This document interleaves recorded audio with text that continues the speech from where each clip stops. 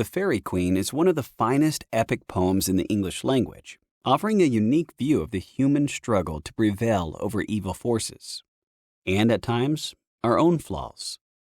Romanticized tales of knights battling their enemy pull the reader into a dangerous yet heroic world that is very different from our own modern society. The beautiful heroine, Una, possesses eloquence and a kindly disposition that attract us as much as her royal status does. A magical realm of fire-breathing dragons and evil magicians holds all the elements that we have come to expect in a fairy tale, with the exception that this epic is couched in the most refined and original poetry in the English language, aside from Shakespeare's. The most reader-friendly edition of the Faerie Queene Book 1 is the modern spelling edition edited by David Barry. The digital version is available at the Apple Store, and the paperback edition is available from Amazon or Barnes & Noble. Schools and bookstores can buy it from Ingram Spark. The editor can be reached at redbud1971@gmail.com. When Edmund Spenser published the first 3 books of the Faerie Queene in 1590, cultured readers recognized it at once as a brilliant success. Yet this epic also had a political and religious purpose. Spenser intended the poem as a defense of the Church of England against the threat of the Roman Catholic Church. The English people were badly shaken by the reign of Mary Tudor, when Protestant leaders were thrown into the Tower of London or hanged or burned at the stake, and they dreaded returning to that nightmare. Another Mary, the Queen of Scots, represented the chance that a Catholic queen might replace Elizabeth on the English throne. So defenders of the Protestant cause rallied around Elizabeth. The Faerie Queene was Spenser's effort to defend the Church of England, while at the same time flattering the monarch. Book 1 begins with the Red Cross Knight and Una riding on a plane in the direction of a castle where Una's parents are being held captive by a dragon. However, the Red Cross Knight and Una get lost in a forest, and then enter a dark cave where the knight is attacked by a gruesome monster named Error. Later, they meet Archimago, a magician who plants a false dream in the knight's head, causing him to misjudge Una. The psychological depth of the Faerie Queene is one reason that it has drawn high praise over the centuries.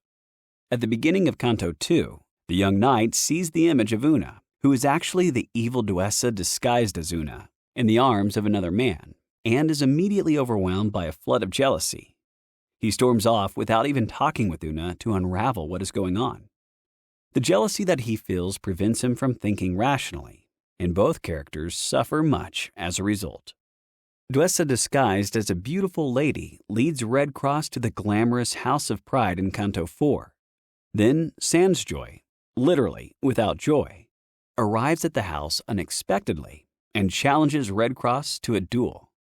The knights battle for a long time, but finally Duessa wraps all in darkness and carries the wounded Sansjoy to Hades. At the end of Canto 5, the dwarf discovers a gruesome secret in the dungeon of the House of Pride. So, Red Cross and the dwarf flee from that place in horror. Any work set in fairyland falls into the genre of fantasy literature. The practical-minded realist might not value stories about sorcerers in disguise or ointments with magical properties. Yet the truths that such stories tell about the dangers and miracles in our own world are evident to the thoughtful reader. Furthermore, we are thrilled by the concept of flying dragons or magical swords that give ordinary humans empowerment beyond their wildest dreams. For all these reasons and others, fantasy literature never goes out of vogue, as is seen by the popularity of Gulliver's Travels, Frankenstein, 20,000 Leagues Under the Sea, The Lord of the Rings, and Harry Potter. Edmund Spenser, with his rich imagination and thrilling battle scenes, was the preeminent writer of fantasy literature in the Elizabethan age. In Canto 6, Sansloy, a name that means without law, tries to have his lewd way with Una. However, woodland creatures come to the rescue. A knight named Satyrane volunteers to travel with Una to protect her. Once he finds Sansloy, he fights savagely with him. The terrible giant, Orgoglio, captures Red Cross and imprisons him in a castle in Canto 7. The dwarf, who is not captured, runs away and meets Una. She is distraught about Red Cross's plight. Yet on her way, she meets a knight in shining armor, young Arthur, who will one day be crowned king. At the start of Canto 8, Arthur goes with them to the castle and gives battle to Orgoglio. Una enters the castle and releases Redcross, who is weak and tired from the dungeon. Finally, Arthur strips the wicked Duessa from her disguise to reveal her true ugliness. One of the most impressive cantos in the poem is Canto 9, where Redcross meets Sir Trevisan, who is out of his mind with fright. After learning of Trevisan's ordeal, Redcross goes to the Cave of Despair to confront the evil figure of despair. But instead of fighting the villain with his sword, as the naive knight expects to do, he is met by a seemingly passive figure who wishes to be killed. Redcross is completely unprepared to face this type of challenge. The villain's subtle arguments confuse the knight and undermine his self-confidence to such an extent that he becomes helpless and must be rescued by Una, who embodies the strength of the one true faith.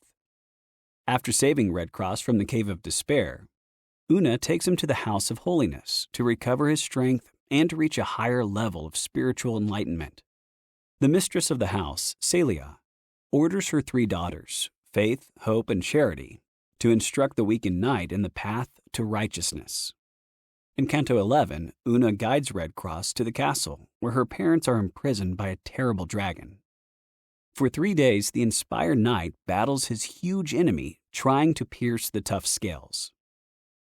At night, Redcross's wounds are healed by the waters of the Well of Life. Not satisfied with merely imitating the poetic conventions of the day, Edmund Spenser developed his own unique style of composing poetry. As a classical scholar, he was intimately familiar with Latin syntax and felt quite comfortable using it in some of his lines rather than using ordinary English syntax. Sometimes he did this to emphasize one important adjective, and other times he did it to better fit the meter. Yet often he did it simply because he liked the sound of Latin syntax. The poet also liked the sound of archaic words, much as some people prefer antique furniture to modern. So he frequently used archaic words, many taken from Geoffrey Chaucer. Predictably, Spenser's odd habits of writing have caused much confusion for his readers over the years. The only edition of the Faerie Queene that uses modern spelling and translates archaic words at the end of each line, and includes footnotes that explain allusions and obscure sentences, is the edition edited by David Barry. This edition is the only one that students can read easily, and therefore is the only edition that students should use. It is illustrated by the celebrated artist Walter Crane, and includes essays by distinguished scholars to provide a deeper understanding of the story. The digital version is available at the Apple Store, and the paperback edition is available from Amazon or Barnes & Noble. Schools and bookstores can buy it from Ingram Spark. The editor can be reached at redbud1971@gmail.com. Although the influential Ben Jonson criticized Spenser's archaic words and foreign syntax, concluding that Spenser writ no language, later poets both admired and imitated Spenser. Most epics are composed of heroic couplets. However, the poet did not think that couplets would serve his purpose in the Faerie Queene very well, and so he developed a 9-line stanza. This Spenserian stanza offered English poets a clever alternative to couplets or the common 4-line stanza. Furthermore, he decided to add an extra foot to the line at the stanza's end to distinguish it from the preceding lines, and some poets imitated this effective trick to mark the end. When composing Paradise Lost, John Milton borrowed specific passages from the Faerie Queene for their descriptive appeal and distinct phrasing. Spenser's Faerie Queene was the first great epic poem in the English language, if we acknowledge that Beowulf was written in Anglo-Saxon and sounds more like Old German than it does like the English that we speak today. As one of the best educated classical scholars in England, Spenser was very familiar with Homer's epics, the Iliad and the Odyssey, as well as Virgil's Aeneid, Ariosto's Orlando Furioso, and Tasso's Jerusalem Delivered. Although the poet was born into humble circumstances in London, he knew that he possessed unusual talent, and he had the audacity to believe that he could compose a truly great work in the classical form. Yet, like all great artists, he did not merely imitate the famous poets who came before him, but developed his own style. He altered the length of stanza and line, included archaic words, imagined original scenes, and developed his English themes in order to create his own unique epic. Simply defined, an epic is a long, narrative poem that describes the journey or battle that a hero undertakes, and Red Cross's struggles in Book 1 of The Faerie Queene cover nearly 6,000 lines over 158 pages, and are divided into 12 cantos, making Book 1 a short epic that can stand alone as a complete story. The topic of an epic must be of high importance, and the tone is always serious and dignified. Moreover, Spenser was consciously attempting to compose a national poem that conveyed the breadth and heroism of England's achievements, while also honoring Elizabeth, the nation's greatest monarch, and her distinguished family. Such an epic would help to raise England's esteem to the level of ancient Greece, classical Rome, and Renaissance Italy. It would be not just a saga of a brave knight, but a celebration of English character. Spenser defined his epic as a continued allegory or dark conceit in his letter to Sir Walter Raleigh, and worried that its meaning might be misconstrued or clouded by jealous opinions, since he well knew how doubtfully all allegories may be construed. The poet understood that some men might find an allegory to be unpleasant and would rather read a plain sermon about virtues. Nevertheless, he chose to cloudily enwrap the message in allegorical devices, such as great writers in previous centuries did, including Homer, Virgil, Ariosto, and Tasso. The result is that Spenser's epic is more artistic. However, some readers will completely miss part of the poem's meaning. An allegory is a story in which the main characters represent moral concepts, political leaders, or other things so that the entire story is a web of interconnected symbols, where the literal tale is shadowed by a deeper message. Jesus' parable of the Good Samaritan serves as one example of allegory in that the Good Samaritan represents all caring people who are willing to sacrifice for others, and the injured man stands for everyone who's in dire need of assistance. The moral of the story is clear. It is better to behave as the Good Samaritan did than as the other cold-hearted passers-by did. An allegory requires the reader to interpret the deeper meaning, and often more than one interpretation is possible. The Faerie Queene is a long and complex allegory with several levels of meaning, including an everyman tale of the young knight's progress in learning new skills and discovering just how deceitful and difficult the world can be, the religious struggle between the faithful knight and his evil enemies, and the political conflict between Elizabeth, who is queen, and Mary Stuart, who wants to replace her. Spenser tells us that Gloriana, the Faerie Queene, represents Queen Elizabeth. Una, the Latin word for one, personifies the one true faith of Protestant Christianity. Duessa is the embodiment of duplicity, double-dealing, and falsehood. As a rival queen, Duessa suggests the historical Queen of Scotland, Mary Stuart, who would have been pleased to replace Elizabeth on the English throne and restore the Catholic faith as the nation's official religion. King James VI of Scotland, who later ascended to the English throne as James I, recognized that Duessa was supposed to represent his mother, and therefore banned Spenser's epic in Scotland. Spenser's use of allegory is extensive. Archimago is an evil sorcerer who represents all deceitful people, creeds, and institutions in the world, and assists Duessa in her ignominious schemes. Furthermore, Orgoglio means pride in Italian, and is depicted as a beastly giant that Red Cross must overcome in order to improve himself and eventually become a worthy hero. Also, the battles and adversaries that the young knight faces throughout Book 1 reflect the stages of development that a true man passes through in his journey through life.